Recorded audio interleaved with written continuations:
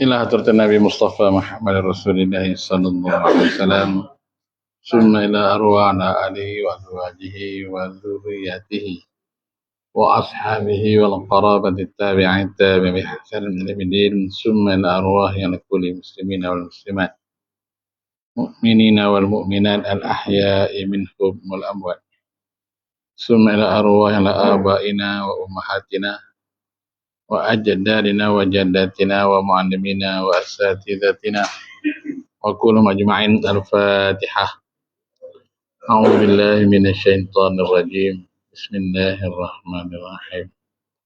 الحمد لله رب العالمين الرحمن الرحيم مالك يوم الدين إياك نعبد وإياك نستعين اهدنا الصراط المستقيم صراط الذين أنعمت عليهم غير المغضوب عليهم ولا الضالين.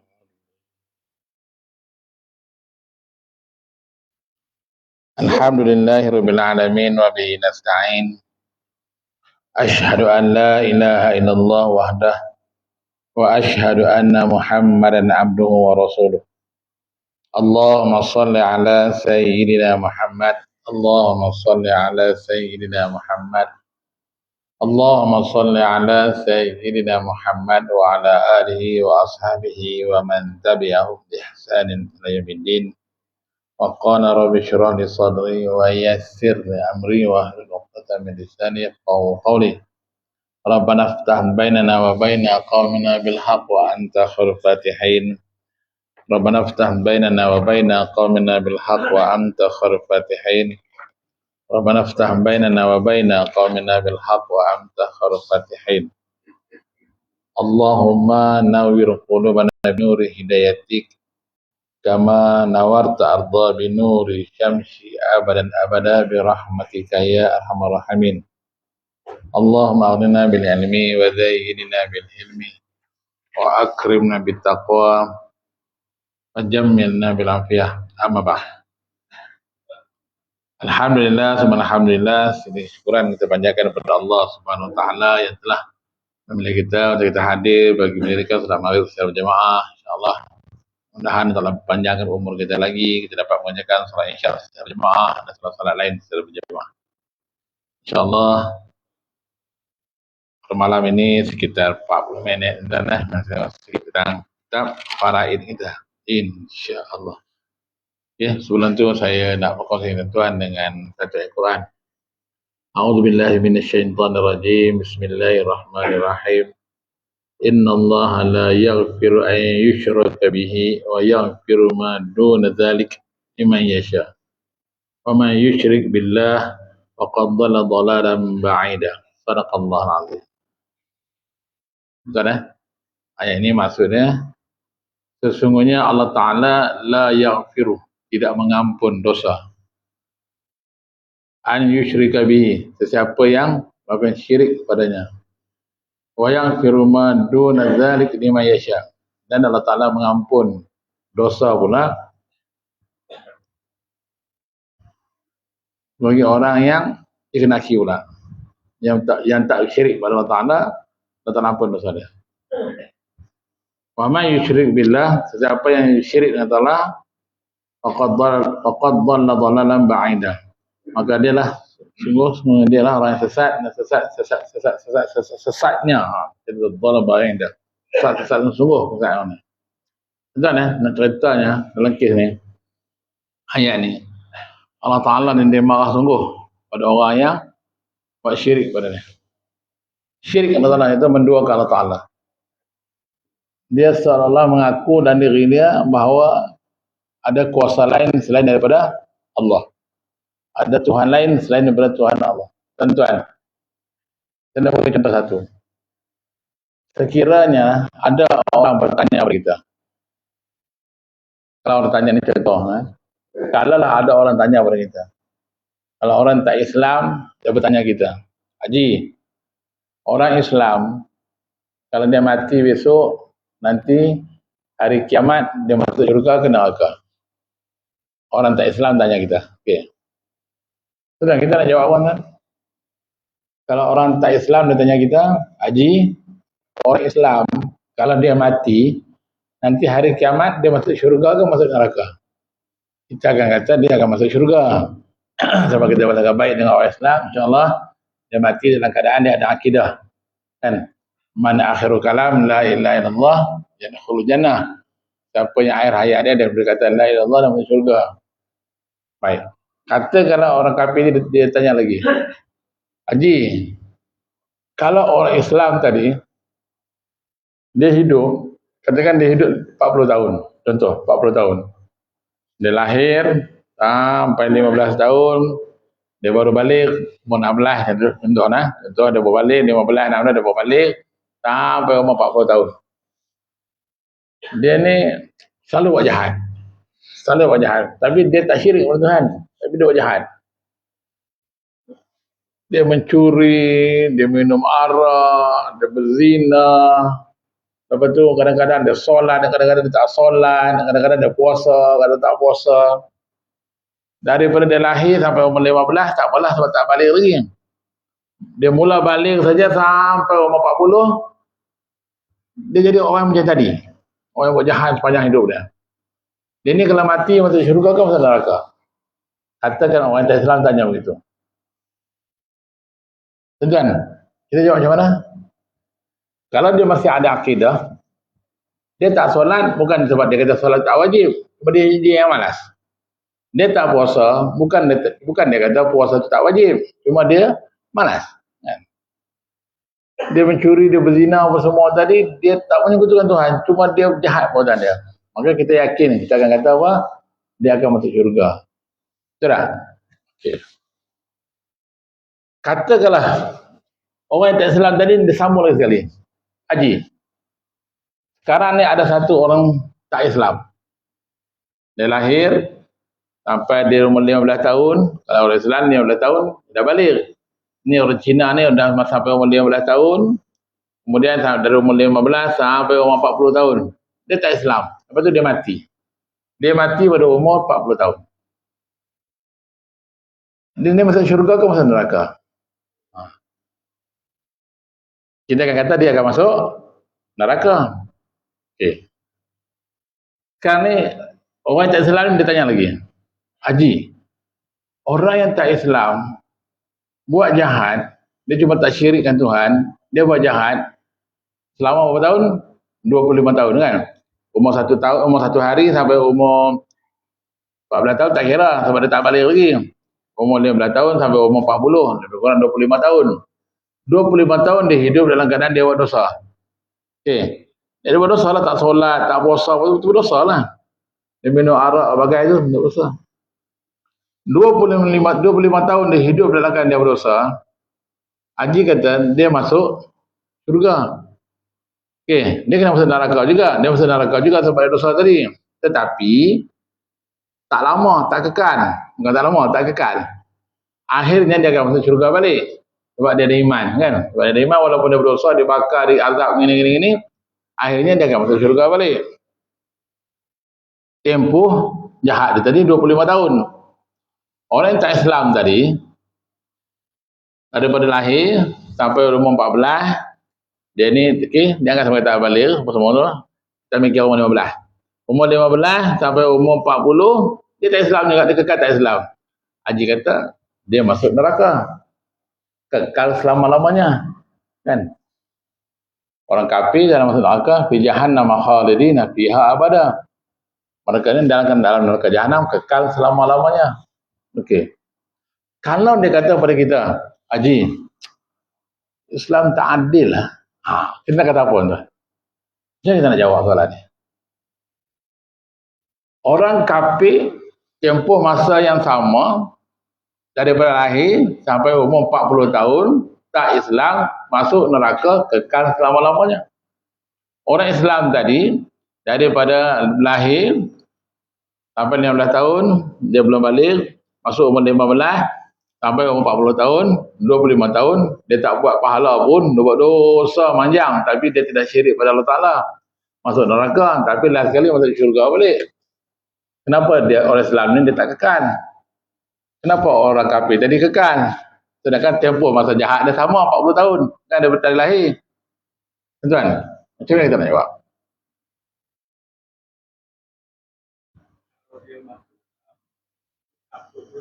Kalau dia masuk Islam, dia diampunkan dosa dia, bersih sebersih-bersihnya, lepas tu masuk syurga. Kalau dia mati, masuk syurga. Ini cerita dia tak masuk Islam ni. Dia kapiak boleh ni. Kalau masuk, dapatlah masuk syurga boleh. Okey. Baik. Sekarang kan hidayah tak sampai kat dia. Contohnya kan, dia cerita orang yang dah mati dalam keadaan tak Islam ni. Dia kata, saya pernah anak haji, 40 tahun mati dia tak Islam. Orang Islam kata dia masuk neraka, kekal lama-lamanya. Tentulah kita sebagai orang Islam, kita mesti ada jawapan. Kalau orang tanya kita, kalau orang kafir tanya kita macam tu, kita kena mesti ada jawapan. Jangan kita kata, itulah punya pasal lah, siapa suruh tak Islam. Yang kekal lah dalam tu. Tak boleh, kita mesti ada jawapan. Jawapan macam mana tuan? Habisnya saya beritahu. InsyaAllah, habis parai saya beritahu. Tolong ingatkan saya tuan. Okey, muka surat berapa? Betul, ni betul ni? Ini terpakai atas putih ya? Soalan 68. Okey. Soalan tadi saya akan jawab sekejap lagi. Habis nanti. InsyaAllah. Ingatkan saya. Bagaimana pandangan para ulama mutakhir dalam mazhab Asy-Syafi'i tentang Baitul Mal? Tentu kalau buka kitab Fiqh Manhaji, karangan Dr. Mustafa Al-Mughor, Dr. Mustafa Akin, dan ada cerita tentang ni. Cerita tentang pandangan ulama terhadap Baitul Mal. Okey, dalam Fiqh Asy-Syafi'i. Ulama mutakhir di kalangan mazhab Syafi'i mengeluarkan fatwa bahawa tidak perlu menyerahkan harta pusaka kepada Baitul Mal kerana syarat Baitul Mal boleh mewarisi harta pusaka ialah ia mesti diurus takbir dengan baik, iaitu dibelanjakan menurut tuntutan yang dibenarkan oleh syarak. Ini fatwa oleh mazhab Asy-Syafi'i. Harta pusaka kalau tak ada ahli waris yang tuntut, pandangan daripada mazhab Asy-Syafi'i, ulama-ulama di kalangan ulama mutakhir mazhab Syafi'i, dia kata apa? Kalaulah dalam bab pewarisan tadi, harta tadi lebih, ahli waris dia tak ada dah, ataupun dia memang tak ada ahli waris, maka harta ni tadi berdasarkan pandangan ulama mutakhir ini di kalangan mazhab Syafi'i tak perlu bagi ke Baitul Mal. Okey. Sebab apa? Sebab kalau nak bagi ke Baitul Mal, mestilah dia diurus takbir oleh orang-orang yang beramanah dengan sempurna. Kalau Baitul Mal tadi diperintah ditakbir oleh orang yang amanah, orang yang baik, orang yang dipercayai akan kebaikan dia, maka hukumnya dibenarkan. Tapi kalau tak diyakini baik orang yang menguruskan harta di Baitul Mal, berdasarkan pada kitab ini, tak payah bagi. Okey. Malangnya, ni saya baca kitab. Saya baca tulisan ni. Satu-satu saya baca, okey. Malangnya, Baitul Mal kini tidak tersusun dan tiada harapan untuk disusun dengan baik. Ni kata apa kan? Ni kata apa ni? Kata musannif, kata pengarang kitab. Pengarang kitab ni kata apa? Malangnya Baitul Mal kini tidak tersusun. Mana orang yang mengendalikan Baitul Mal katanya tak tersusun dengan baik dan tiada harapan untuk disusun dengan baik. Artinya ada berlaku kebocoran, ketirisan, ketidakamanahnya terhadap mereka yang berada di Baitul Mal. Ini pengarang kita yang cakap. Keadaan ini mungkin berterusan sehingga Nabi Isa diturunkan. Lama. Maknanya harapan nak pulih Baitul Mal ni pada dia tak ada dah. Tapi di Perak insya-Allah, di Malaysia insya-Allah baik sana. Sebab Baitul Mal di Malaysia ni tuan, kita dapati bila budak-budak nak pergi ke Mesir, imam tadi belajar lagi ke? Imam saya ni sekolah lagi universiti. Dia boleh dapat harta Baitul Mal tu. Sedap soalnya, suruh dia pergi Sibro. Dia hafiz kan? Okey, boleh pergi ke Sibro tu. Ambil Baitul Mal akan bantu. Kalau budak-budak yang sama belajar ke Mesir, ke Timur Tengah, ke Jordan semua, ke mereka boleh, bukan sahaja ke Mesir saja, akan belajar ke mereka, ke Australia, ke Baitul Mal akan bantu insya-Allah. Okey. Sebab Baitul Mal di Malaysia ni ada juga ya mereka melaksanakan bahagian-bahagian yang sangat baik, bantu budak-budak nak belajar ke luar negara. Anak saya Waliuddin tu yang baca kitab kan tuan tu, dia salah seorang yang dapat baca malah. Setiap tahun dia dapat 6,500, 6,500 dapat dari berada zakat, kadang-kadang dapat Baitul Mal. Okey. Keadaan ini malangnya Baitul Mal kini. Allah Alam disebut di manalah. Baitul Mal kini ini Allah di mana? Mungkin tak dapat baik pulih. Pada dia sampai Nabi Isa turun. Tapi di Malaysia insya-Allah baik tuan-tuan. Oleh itu mereka berpendapat bahawa harta pusaka ini tak perlu dikembalikan kepada penerima secara al-fardu. Maksudnya kalau kita ada kira-kira ada baki. Baki tadi kita tak payah hantar ke Baitul Mal. Baki tadi hantar ke mana? Hantar ke pakai kaedah rod. Patah balik kepada ayah dia, mak dia. Pakai kaedah rod. Itu masuk kaedah dia. Oleh itu mereka berpendapat bahawa harta pusaka kini tak perlu dikembalikan kepada, tak perlu dibagi kepada Baitul Mal, tapi kembalikanlah kepada ashabul fard. Ashabul furud ni. Ahli waris tadi, ayah, mak, abang, kakak, anak, patah balik ke dia mak. Yang bukan suami isteri. Mana rod ni tuan, dia tak boleh pergi pada suami isteri je. Rod ni dia akan pergi kepada mak, ayah, anak perempuan, contohnya anak lelaki, kalau ada lelaki dah makan semua. Kalau ada anak lelaki dia tak ada baki. Sekiranya tiada penerima secara fard ni, maka ianya diserahkan kepada kaum kerabat. Katakan ahli waris, ayah dah meninggal, mak dah meninggal, anak perempuan pun tak ada, anak lelaki lagi tak ada kan. Sebab kalau ada anak lelaki dia tak ada baki. Maka bagi kepada zawil arham. Sedangkan zawil arham ni bukan ahli waris. Siapa dia zawil arham? Sepupu. Sepupu si mati. Sepupu si mati ni bukannya ahli waris. Tetapi dalam bab ni dia kata apa? Kalaulah habis dah ahli waris, maka bagi kepada sepupu si mati. Jangan bagi kepada Baitul Mal. Ini pengarang kita ni cakap. Dengan ini kebanyakan ulama pada masa kini tidak menyebut bahawa Baitul Mal sebagai pewaris pusaka. Ulama ramai mengatakan bahawa dalam senarai ahli waris tak termasuk Baitul Mal. Tetapi kitab yang kita baca sekarang ini, kalau tuan-tuan ingat, apa ahli waris semua ada berapa orang? 25 golongan. Okey. 10 perempuan, 15 lelaki. Dan salah satu dari adalah Baitul Mal. Ini di Indonesia. Pengarang kitab mengatakan bahawa salah satu golongan penerima Malaysia ini adalah Baitul Mal. Setelah semua ahli waris ada. Imam Abu Abdullah Muhammad bin Ali bin Muhammad bin Hussein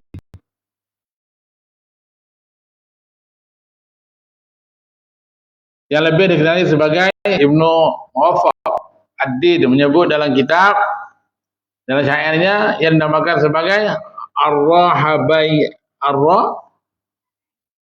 Ar-Rahabaiyah. Sebab mewarisi pusaka manusia ada 3. Ini saya dah belajar itulah. 3 sebab. Semua yang ada sebab ini adalah mewarisi pusaka. Ingat sebab. Sebab apa?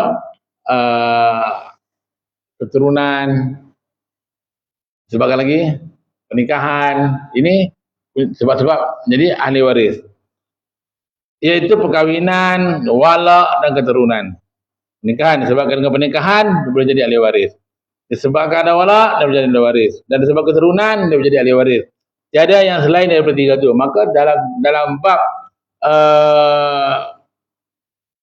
Baitul Mal tak termasuk dalam 3 ni.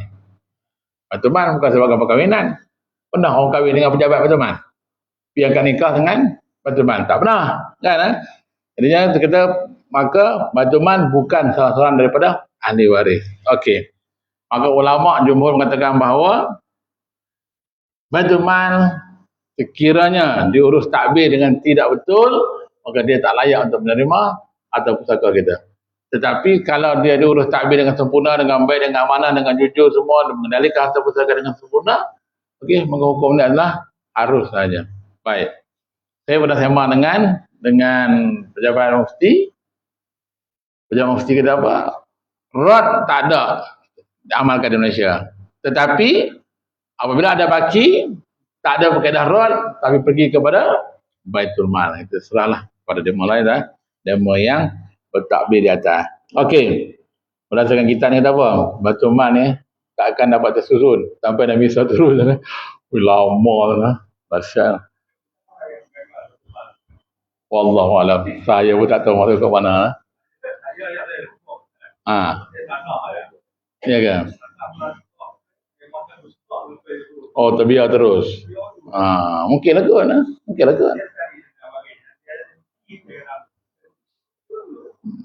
Mungkinlah juga. Saya tak pernah masuk dalam Baitul Mal. Saya tak pernah lah saya bincang lagi dengan Baitul Mal.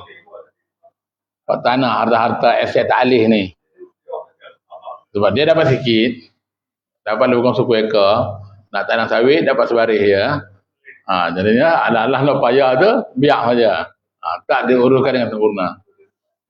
Mungkinlah. Bila tanya Baitul Mal punya, tapi tak jadi apa-apa. Ada seorang kawan saya tuan ada seorang kawan saya dia cerita harta ni pernah lebih dibagi kepada Baitul Mal lah. Akhirnya apa jadi tau? Jadi hutan. Allah yang tanya saya hidup sambil lah. Yang kalau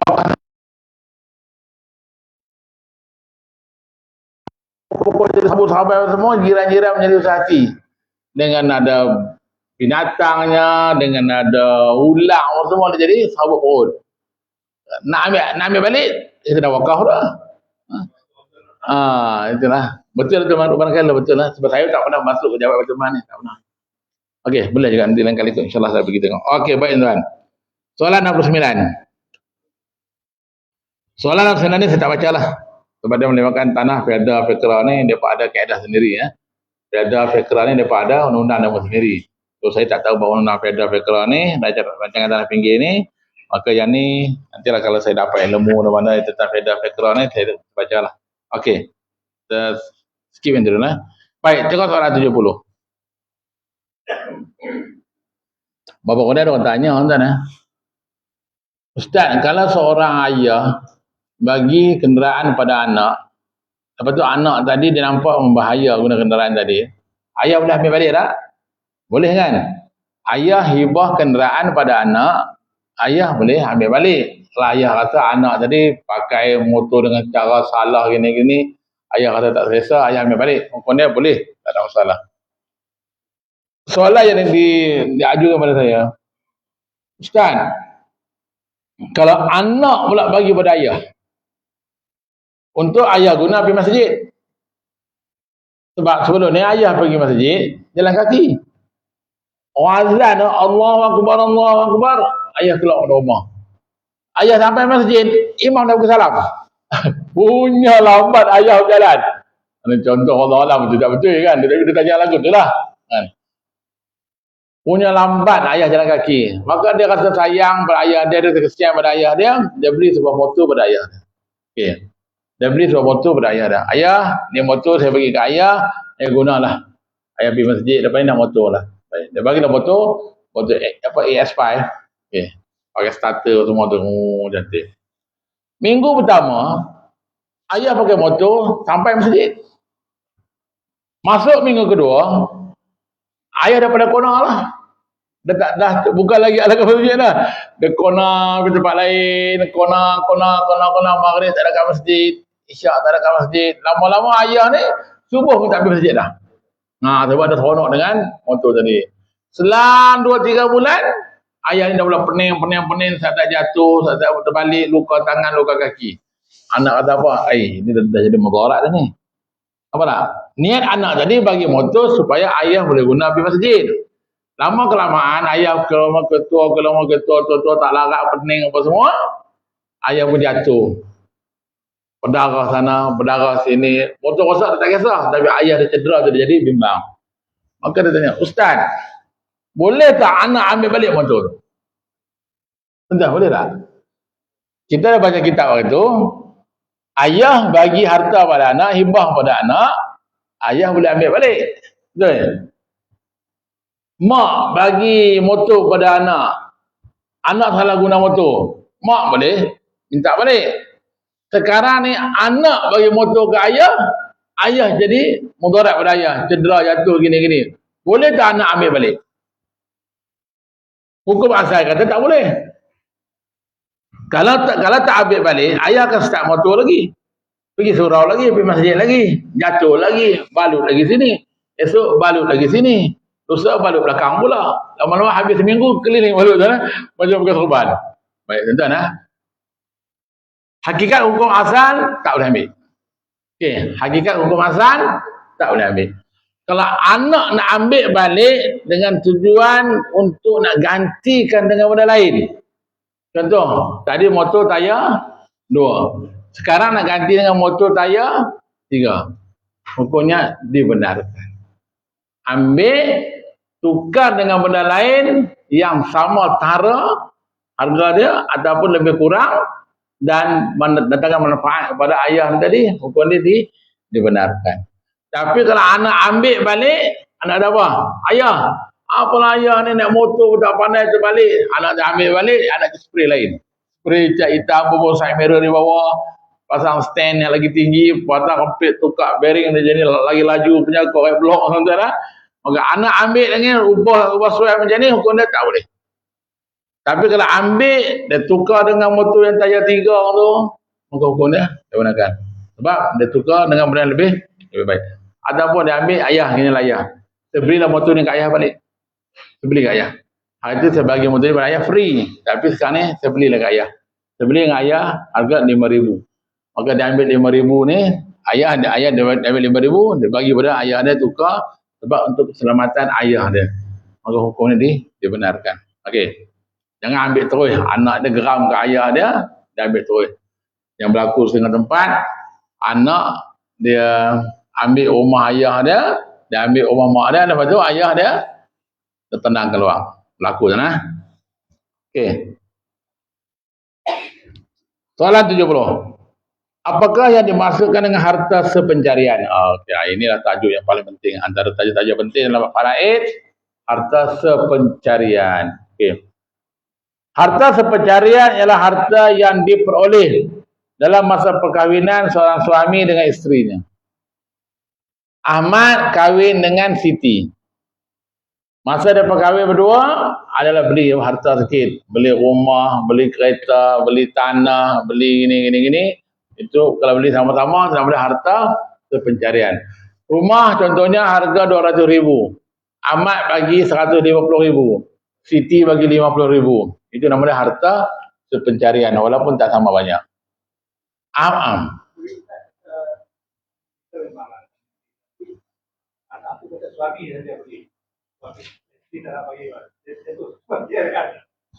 Okey. Kalau rumah tadi dibeli oleh suami. Dibeli oleh suami dia. Apakah itu namanya harta sepencarian? Rumah tu hak milik suami punya lah. Okey, rumah tu hak milik suami punya. Tetapi yang jadi isu dia apabila si isteri ni dia mendakwa. Kadang-kadang dah berlaku kematian. Contohnya dah berlaku. Dia biasanya kalau kematian ni dia kurang dakwa. Dia biasanya bila berlaku dakwa-dakwa dia apabila perceraian. Dan baik ini kita buat matilah. Kita buat mati nah. Suami beli rumah dengan harga RM200,000. Duit suami. Dapat pencing gini sampai beli rumah RM200,000. Isteri dia tak beli apa-apa. Tetapi sepanjang suami dia hidup dengan dia, selepas suami dia pencin, yang jaga makan minum suami dia, yang jaga sakit pening suami dia, yang basuh baju suami dia, macam-macam tu isteri dia uruskan. Suami hanya keluarkan duit beli rumah awal jadinya. Beli rumah tadi memang milik suami. Kalau suami ni meninggal, rumah tu tak apa punya? Suami punya lah. Dan harta pusaka boleh dipadatkan rumah tadi. Sekarang ni bila berlaku kematian kepada suami, isteri kata apa pada Tok Hakim? Tok Hakim, betul rumah ni rumah suami saya, betul dia yang beli, memang ada resit pada lagi. Tapi Tok Hakim, sepanjang perkahwinan kami yang menguruskan isteri suami saya. Makan, minum, pakai, semua sakit, pening apa, semua saya yang uruskan. Kalau harapkan suami saya, pergi masjid tak berseluar. Contohnya, pergi masjid tak berseluar. Apa dah tak basuh kain pun tak pandai, sinar saya apa semua tak pandai, saya uruskan. Tuan-tuan, kalau dia mengadu pada hakim dan bab harta sepencarian tuan, hanya hakim saja yang boleh buat keputusan. Ya, hakim. Kalau hakim kata okey, atas pencarian. Mungkin 30 70. 70% suami punya, 30% kamu punya. Hakim saja yang akan buat keputusan. Sebab suami dan isteri tadi menyumbang juga untuk kehidupan suami dia. Okey. Ha.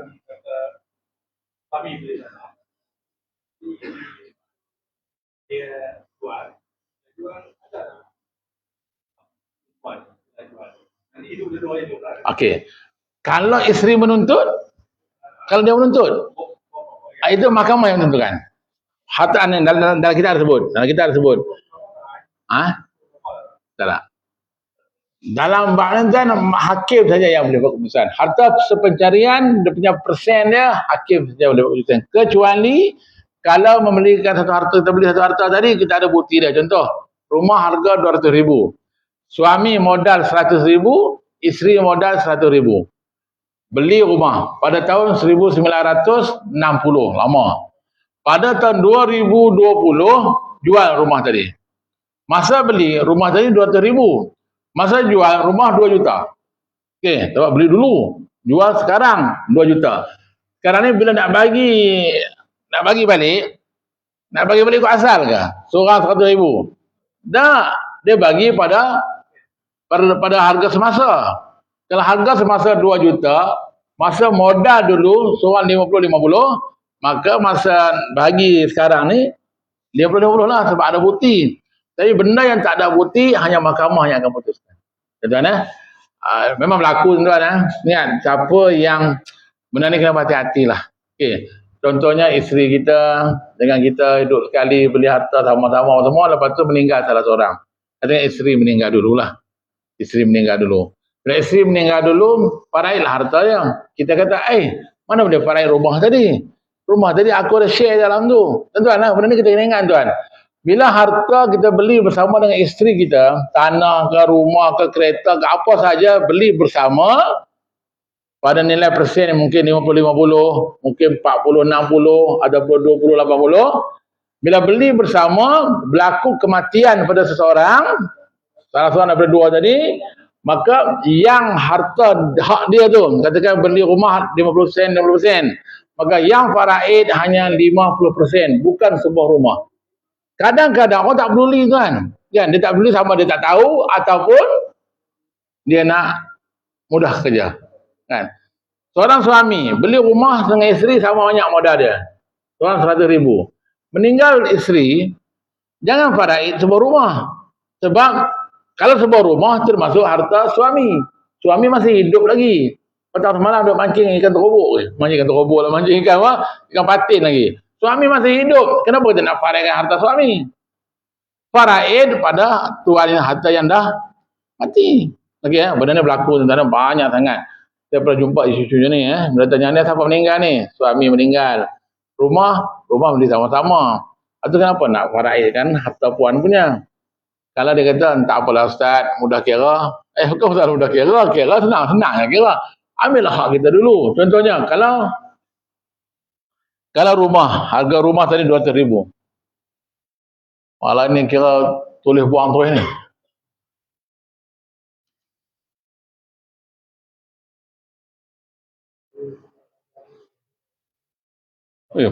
Penuh tuan Subhanallah, Masya Allah. Ini dia booking seorang ni. Alamak. Oh, itu banyak ni seorang. Allah mewahnya. Okey, tuan-tuan ada grup-grup tu Oh gila, orang tak mari solat.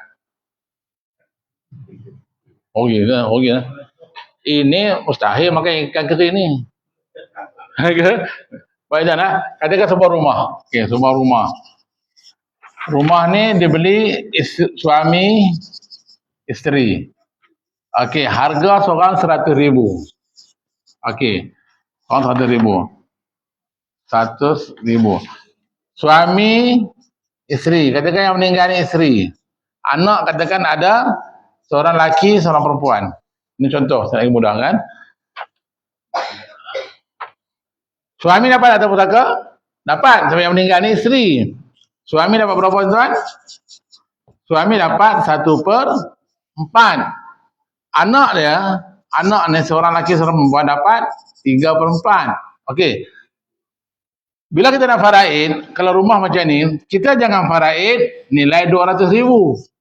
Kalau 200,000 hak milik bersama, suami dan isteri. Sedangkan yang meninggal ni isteri, maka kita faraid yang ini sajalah. Okey, kita nak faraid bernilai 100,000, kadar 100,000. Okey. 1/4 dengan 3/4. Asal masalah dia 4, 1, 3. Okey, selesai. Kalau 100,000 bermaksud satu bahagian bersamaan 25,000. Bila meninggal saja isteri ni, suami mendapat 25,000 daripada sini. Okey. Hak suami yang 100,000 tak hilang. 100,000 ni memang hak dia punya. Dan dia dapat harta isteri dia 25,000.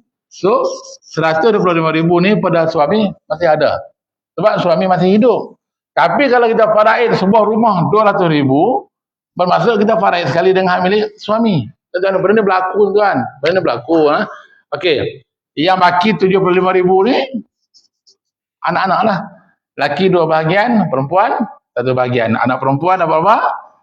Anak perempuan dapat 25,000.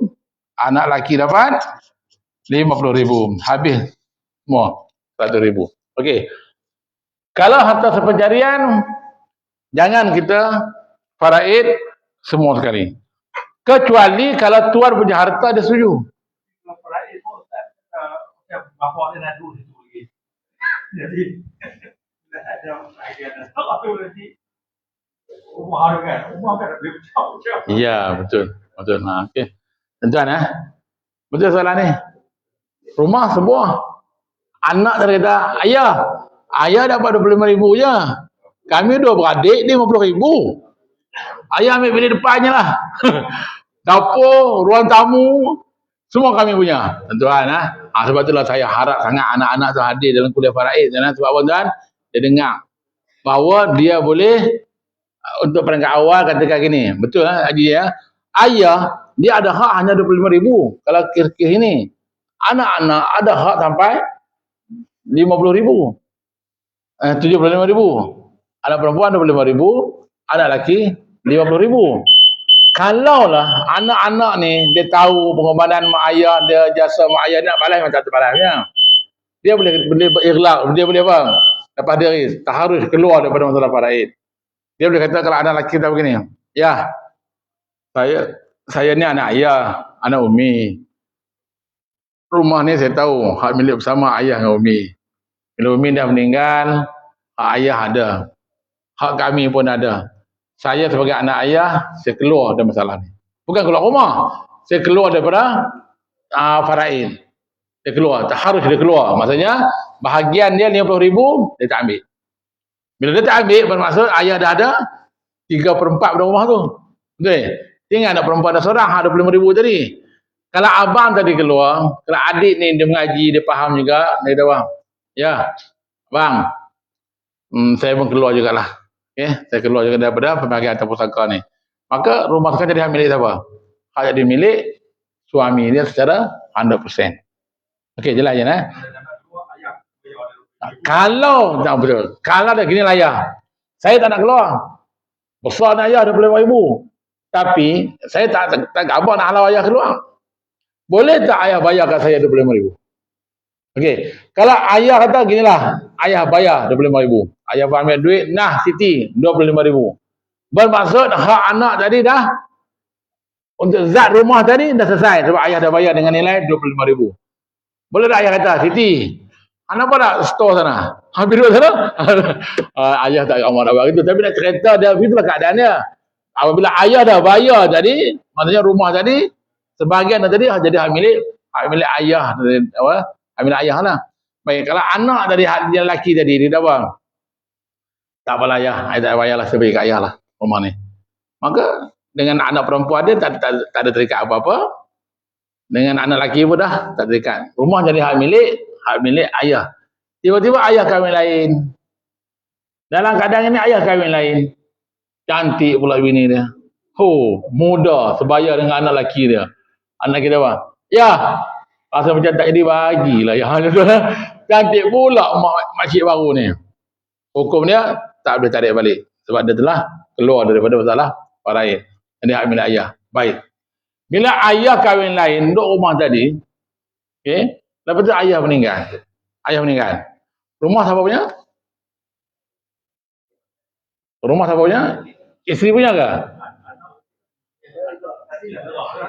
Okey. Okey, ni saja saya nak buka soalan bagi tuan-tuan merasa pening sikit. Saya dah lama pening. Baik, rumah siapa punya sekarang? Isteri dia yang mau kahwin dapat ada hak. Ada hak berapa? 1/8. Sebab rumah tadi suami punya dan suami ada anak. Maka rumah tadi 1/8 jadi hak milik isteri. Kalau 200,000 lebih kurang 1/8. Kalau sendirilah. Lepas tu pula anak lelaki dengan anak perempuan dapat balik tak? Tuan-tuan baik. Dia betul tu lah.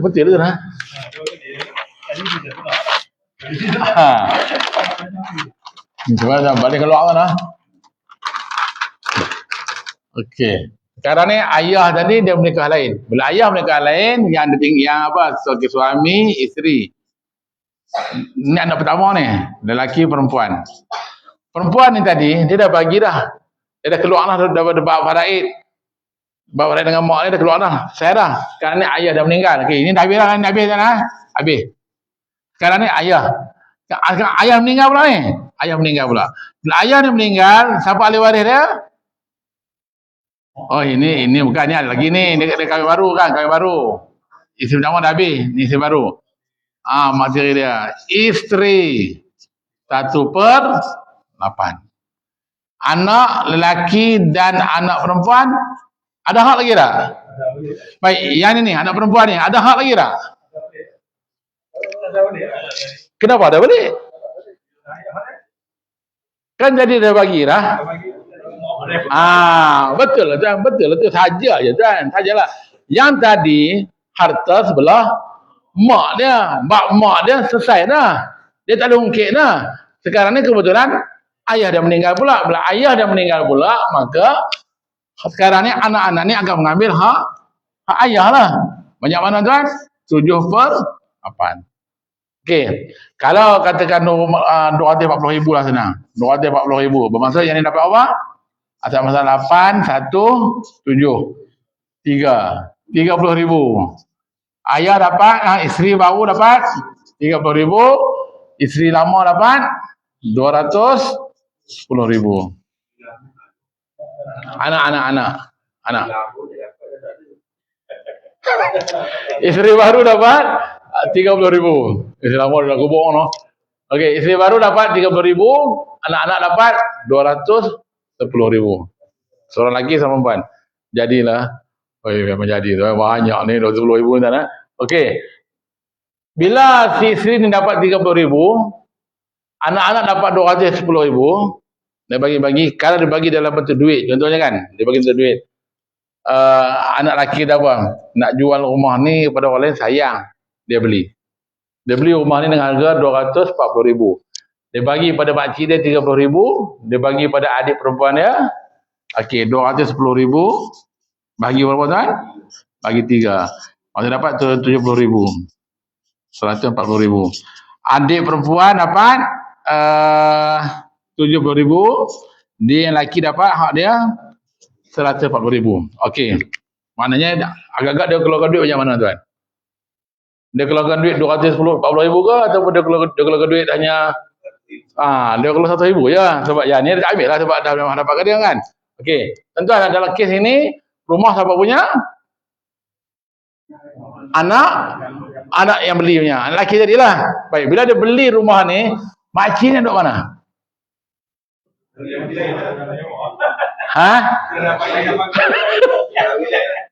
Makcik kahwin lain. Adakah dia nak suruh makcik keluar makcik. Makcik pergi menikah lain. Gamak. Tak gamak sebab ini isteri ayah dia.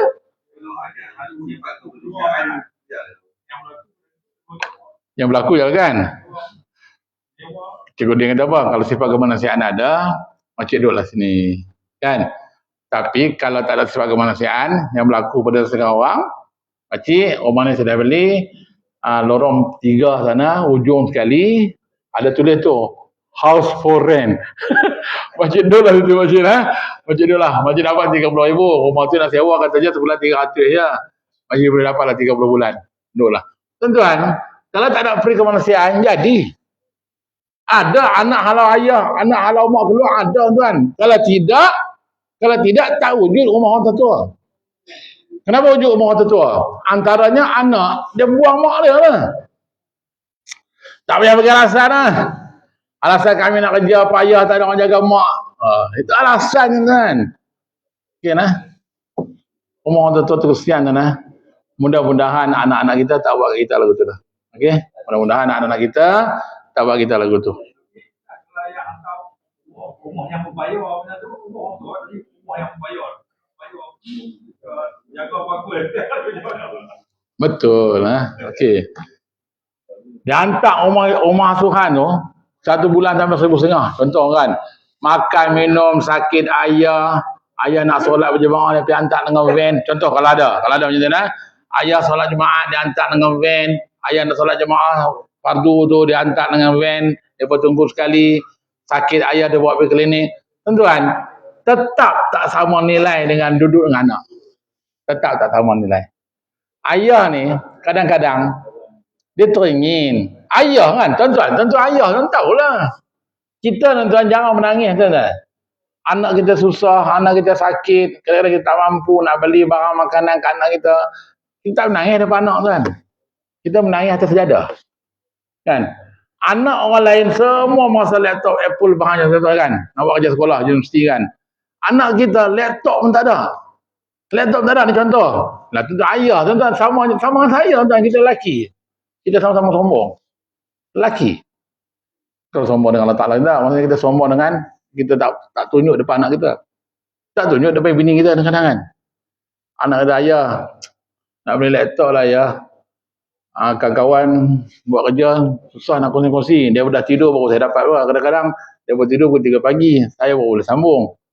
Nanti saya susah nak buat. Ayah tak ada duit. Tuan-tuan, ayah ni kadang-kadang dia bangun tengah malam, dia menangis atas sejadah kan. Yang kata ayah ni. Sebab nak menangis depan anak, dia tak terima seorang ayah. Dia hanya menangis atas sejadahnya. Dia berhenti dengan Allah. Ayah ni, dia kalau cerita buat ayah kan. Kalau saya cerita buat ayah, saya malah senang nak sebut. Ayah ni kadang-kadang tuan-tuan, dan sampai peringkat satu ketika dia anak dia nak duit apa semua. Ayah jarang bagi direct. Jarang ayah direct kepada anak. Ayah bagi duit pada siapa dah? Anak melalui mak.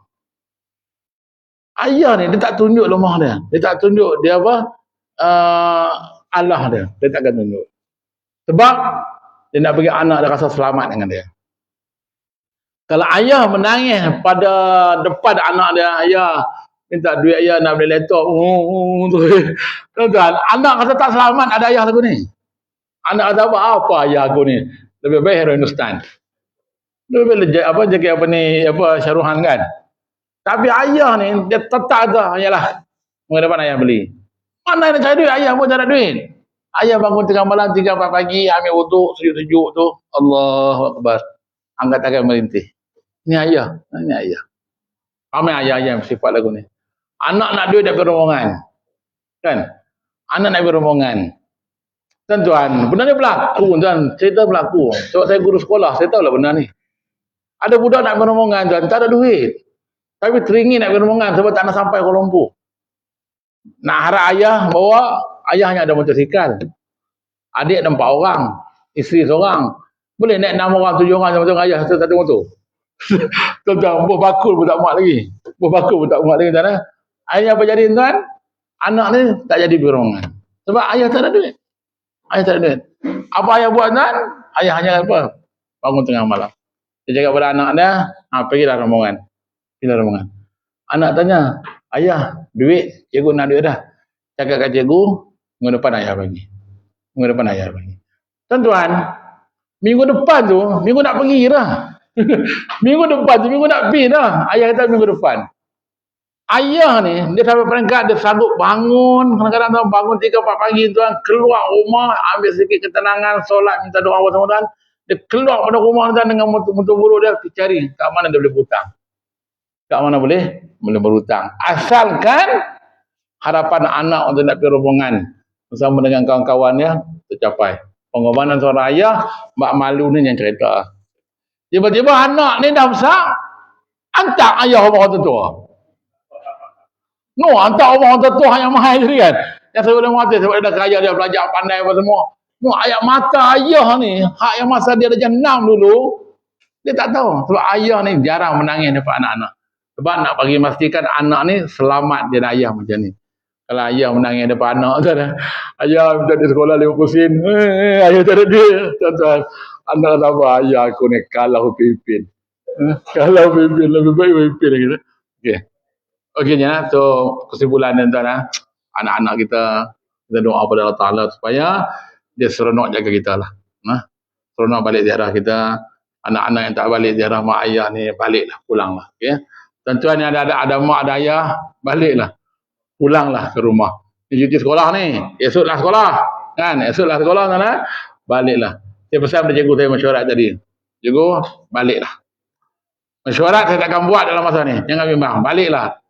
Saya akan pakai mesyuarat betul-betul minggu terakhir. Itu pun bukan santak daripada Sabtu sampai Sabtu. Saya akan bagi masa 4 hari saya lewat saja. Untuk mak ayah ni, anak-anak balik ziarah mak ayah. Tuan-tuan, penting. Pada anak-anak, janganlah hantar mak ayah ke rumah orang tua. Itu kunci syurga kita tu sebenarnya. Kunci syurga kita. Pergi. Kita nak suap mak ayah kita, tuan-tuan. Masa ni lah, masa dia masih hidup ni. Ayah, buka mulut ayah, makan nasi. Allah. Kalau ayah ni dia boleh makan daripada tangan kita suap. Kalau dia macam-macam anak kan. Tak pagi, balik kerja dia buat ni. Betul. Yalah, okey lah juga tu.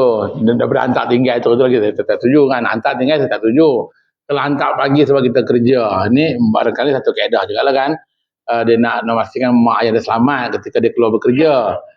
Pada saya itu tak ada masalah dengan syarat dia ambil hari-hari. Dia hantar pagi ayah duduk di sana ayah nah sebab pagi saya nak bekerja. Saya tak tahu sampai balik pukul berapa. Tapi saya janji dengan ayah, pagi saya hantar, saya balik kerja saya ambil.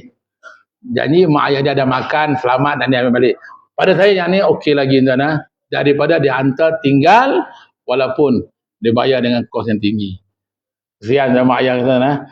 Tuan-tuan ada anak-anak ni, anak kita kalau tak balik lama, dengan kawan-kawan dia balik, tuan tahu apa? Anak dekat Sarawak pun jadilah. Kan anak dekat Sarawak, anak saya balik besok ke Sarawak. Dia cakap kat rumah, besok tengah hari kita pergi ambil sama-sama. Anak saya kata ambil, tak apa dia boleh kembali, boleh. Tapi sebagai seorang ayah ni, kita nak bahawa anak kita ni selamat kita. Supaya dia tahu, ayah aku ni berkorban untuk aku ni. Besok bila dia dah tua, dia rasa balik pengorbanan kita. Paling tidak dia sedar, ayah ni pernah berkorban untuk dia. Mak ni pernah berkorban untuk dia. Tapi kalau anak-anak ni hantar ayah keluar, itulah saya telah cakap buat saya sebab. Saya pun dah kalah. Jagalah mak ayah kita. Mak ayah kita handsome sebenarnya. Tapi dia dah tua je. Asalnya mak ayah kita handsome tuan. Kan? Kalah zaman bilang. Handsome mak ayah kita ni. Kalau tidak, ayah kita takkan kahwin dengan mak kita. Sebab naluri cinta, sayang, cantik, masing-masing ada pada hati masing-masing. Kan? So, dengan itu lahirlah kita ke dunia ni. Okey. Oh, saya telah cakap tajuk ni kan. Haji buka tajuk ni. Salah lorong Haji ni. Okey, baik. Tak ada baca pun apakah hukum harta pencarian, kita sambunglah bulan depan. InsyaAllah. Sempat ke bulan depan? Sempat lagi lah ni.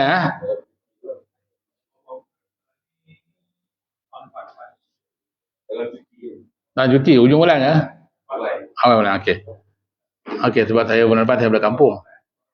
Okey, kita berhenti pada muka surat 81, soalan 71, apakah hukum harta sepencarian? Harta sepencarian memang kita kena tahu. Memang kita kena tahu.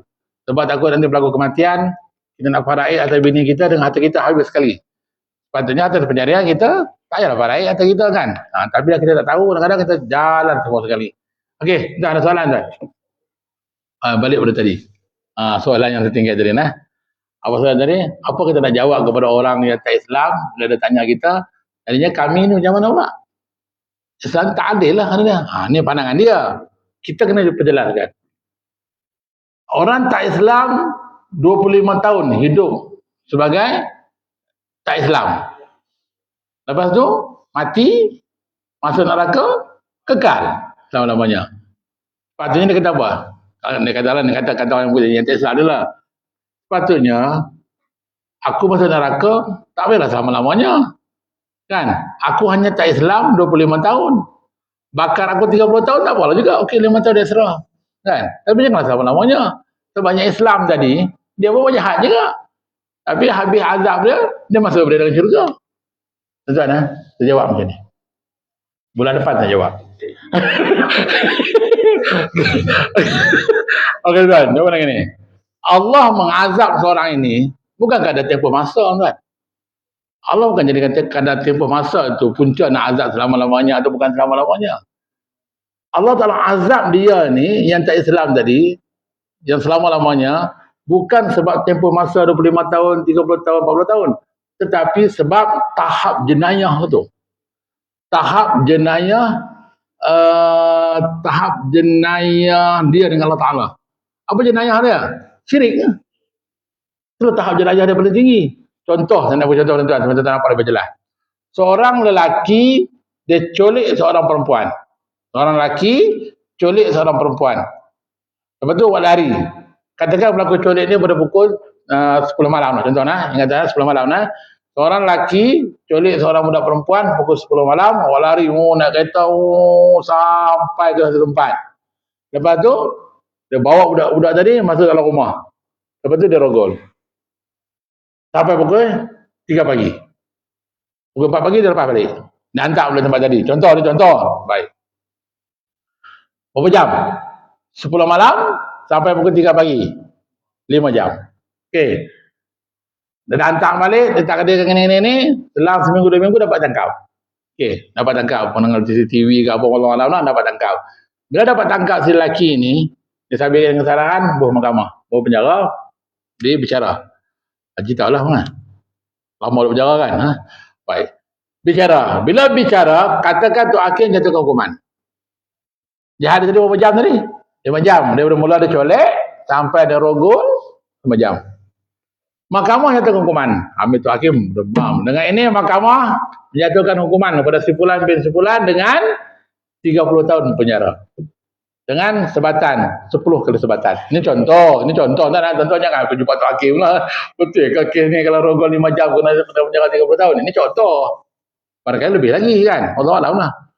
Okey. Boleh tak budak lelaki tadi yang kena penjara 30 tahun, dia kata tu hakim tak pandai matematik ke? Apa? Saya colik perempuan jadi pukul 10 malam. Saya rogol dia, siap semua clear, siap pakai seluar balik pukul 3 pagi. Ini contoh lah. Jangan jadi kendat. Ini bukan hadis. Ini bukan hadis, ini contoh. Saya hanya buat jahat dengan dia, siap dengan saya berzina dengan dia 5 jam. 5 jam. Kenapa hukum saya 30 tahun? Sepatutnya 10 jam okey lah, tak apa 2 kali ganda. Penjara saya 10 jam. Okey lah juga. Saya boleh terima lah juga. Tapi tak apalah tu hakim. Saya bagi dah saya semalam 24 jam. Ini kenapa hanya 5 jam saja saya buat jahat, saya kena penjara 30 tahun. Kena sebat pula tu 10 kali. Tuan-tuan, hakim letakkan 30 tahun sebab apa tuan? Bukan sebab tempoh masa. Bukan sebab 5 jam tu hakim menyatakan hukuman penjara 30 tahun. Tapi sebab apa? Sebab tahap jenayah dia. Apa tahap jenayah dia? Tahap jenayah yang tinggi. Iaitu dia telah memperkosakan seorang budak perempuan yang akhirnya budak perempuan apa kesan daripada masyarakat? Malu. Apa kesan pada masyarakat? Dia disisihkan. Kemudian keluarga dia dapat tuhmah. Lepas tu pula kalau ditakdirkan Tuhan mengandung pula. Ada anak dalam kandungan. Sudah orang tuduh anak tak sah taraf. Dia malu dengan masyarakat. Maruah dia hancur. Sehancur-hancurnya.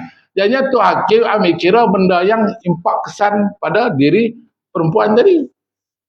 Bukan isu 5 jam dia colik dapat penjara 20 jam kan. Tu kesan akibat yang panjang pada perempuan tadi. Maka sama dengan kes orang kafir tadi. Bukan isu 25 tahun dia tak Islam tu.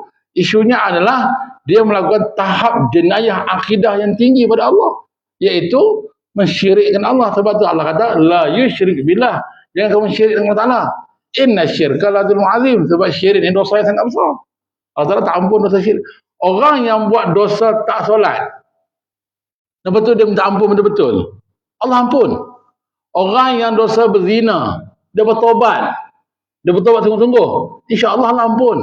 Tapi orang yang buat dosa syirik dan tidak bertaubat, Allah Taala tak ampun.